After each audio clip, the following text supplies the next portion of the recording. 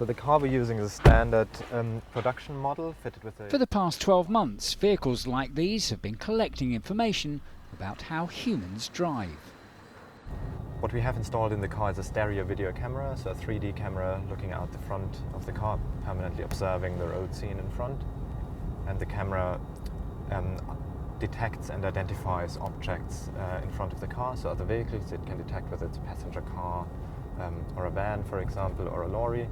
And it also picks up the lane markings and also detects traffic signs. The cars have been used by a small team of council workers who've been driving them as part of their jobs, clocking up 30,000 miles between them. A boot full of gadgets helps record the data. On the left-hand side, you can see at that very point in the journey you were travelling at 24 miles an hour. It's information that's then analysed. We're actually trying to be very selective and intelligent about the data we record, because in this area the biggest problem is actually the amount of data that's being generated. An example would be in a braking event, so when a car brakes suddenly in front of you, that can tell us a lot about how the systems in the car react, and also how the driver behaves, and you can compare the two. It's knowledge that will help automated cars behave as though they're being driven by good human drivers, which in turn, it's hoped, will make them more acceptable to the general public.